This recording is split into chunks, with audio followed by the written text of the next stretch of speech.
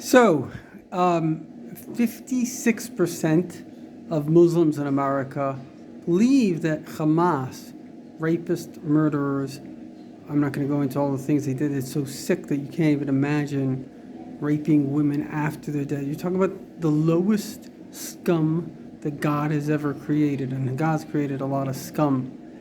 These lowlifes are actually supported by 56%, or somewhat justified, which is basically support by 56% of Muslims in America. Never mind in Palestinian quote-unquote territories where those heinous crimes, based on a Pew poll, I think in 2018, it was like a 60% support for suicide, killing, etc., etc. I realized something amazing. It's actually based on something somebody told me. Why is it that even as we speak now, there are Jews living in Iran, 20,000 Jews, and they are not harmed. They are not only free to practice religion because it's the Islamic State, they must go to Jewish schools, etc. And in fact, around the world for thousands of years, believe it or not, the Jews fared better off under Muslim rule than Christian rule. And suddenly, when Israel became a country in 1948, there were riots. So you're talking about Jews living with Muslims for thousands of years, thousands. I mean, even though Islam is only about 1,500 years old, but at least with those people, with Arabs, and then they became Muslims. But you're talking for thousands of years. You're talking in Iraq, in Syria, in Yemen, in Morocco, you name it. Jews were there for thousands of years. And suddenly, these Muslims start killing Jews. They can't handle a Jewish state. What's up with that? Why not? For thousands of years, you can handle Jews, but you can't handle a Jewish country. And this is why. It has to do with the ego, the stupid little pride. I'm the better one than you, so as long as you're under me, that feeds my ego. But if you somehow are able to have your own identity, well, that makes me insecure. Just like a bully, he doesn't mind if you listen to him because he is just so important, the bully. He's such a big guy. But if you actually are, famous, or you're get the promotion in the class, he has to tear you down. That he can't handle. And he creates blood libels, he creates everything just to take you down because his ego is the biggest ego of all the egos. And that's the story. And all these pathetic Muslims around the world supporting Hamas do not think for a moment they care about Palestinians. The people that abuse Palestinians most are, guess what? These terrorists. Because the Arabs that live in Israel are the only free Arabs in all of the Middle East. There is no freedom in the Middle East except for Israel. You have Arabs on the Supreme Court. You have Arabs in the Knesset. You have Arabs. My own doctor is an Arab in all the hospitals. Not only that, they get, because we have affirmative action, they get better treatment than the Jews. They get free medical. You know how much it costs to go to medical school?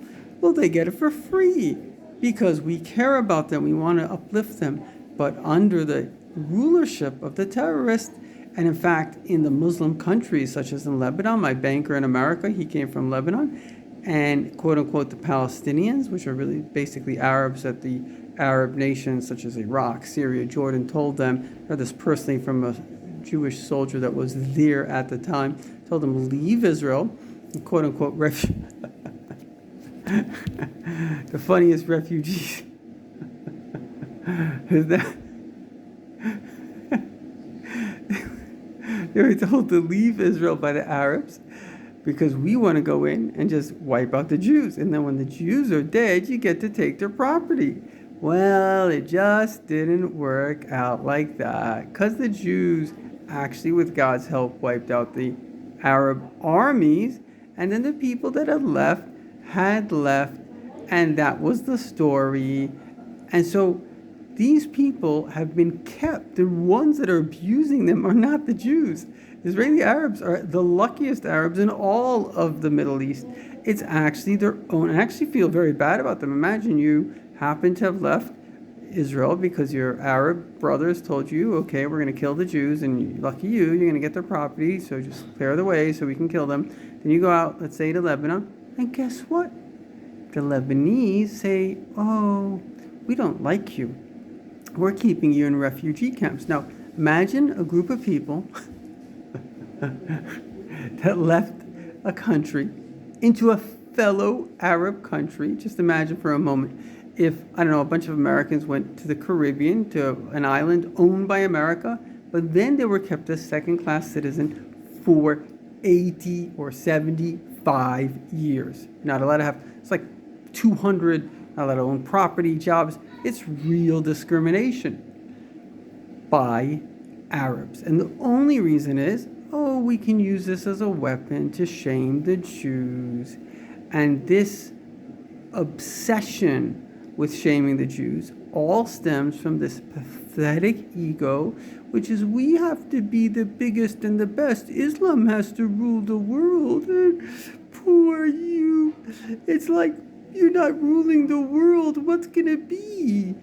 Well, it sucks. It's really hard not to rule the world. It's so sad. And all I can say is one day you're going to get to heaven, and maybe we'll wipe you out with a nice little nuclear. And guess what? There in heaven, you're not going to rule the world either, because God doesn't like people that murder. No, God doesn't like that. He says in the Ten Commandments, do not murder. And you're not going to go to heaven. There you're going to go to hell. So you're screwing up your life now, and you're screwing up your life in the future. How do I know? Because I'm a rabbi, and that's what I know.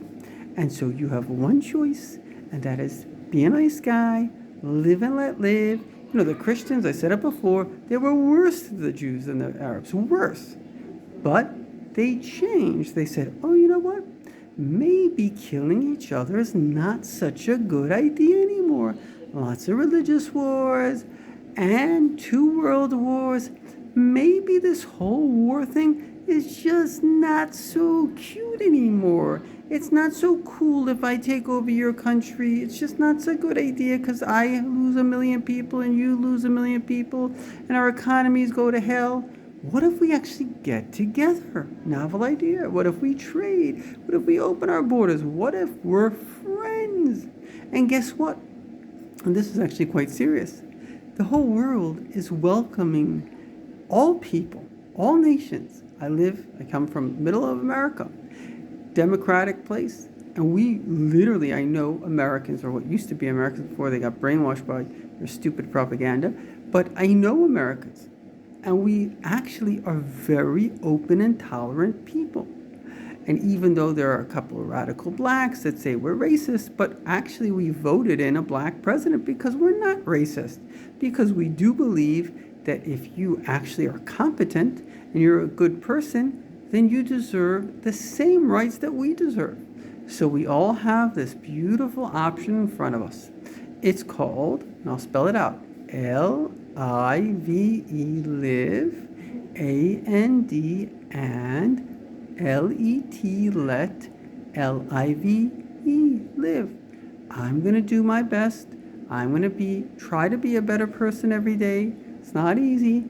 The hardest thing, as you yourself say, is jihad for your own little Satan within, to be a better human being, a kinder person. That's why religion exists. Again, I'm a rabbi, I know a little bit about this. Religion doesn't exist so I can put down someone else or I can feel better about myself. No, no, no. It's not why it exists. That's why little bullies and playgrounds exist. We exist to overcome that force within us, to overcome the bad in us. We exist to actually get rid of that force and, on the contrary, to work on more love, more selflessness, and more love. And it's really that simple. And the more I can be selfless, the more I can love, well, you know what? The more people will love me. And that's my message. This game of, we need to support the people that killed, because maybe then we feel a little bit better about our pathetic egos. Listen, if we wanted to, in 1 second, we could wipe out every single Arab Muslim that exists. And you know as well as I know, if you had the power, you would. But we don't. You know why? Because actually, we love you. We respect you. Because people that respect themselves respect other people. It's really simple. And it's people that have terrible thoughts about others, that feel that murder and rape, killing babies is, wow, cool. Well, that's what they think others want to do to them. But it's not true. It's just not true. As the line, if the Arabs would put down their weapons, there would be no more war. If the Jews would put down their weapons, there'd be no more Jews. So all in all, what this means is very simple. You guys are pure and utterly evil. All you want to do is kill. Why?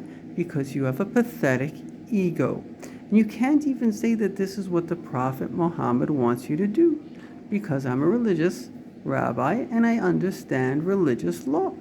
And based on all of Islamic law, never once does it say, go kill people just for the sake of killing. It says to take over countries. It says a jihad in a war. It does not say, according to Islam, you're not allowed to kill women and children, which means you are just motivated by the Satan. It is the Satan. It is not God, which means you don't go to heaven, you go to hell. And listen to what I'm saying. I hope this message comes clear, because if you listen to me, then you will go to heaven. And if you don't listen to me, you will go to hell real soon. Good luck.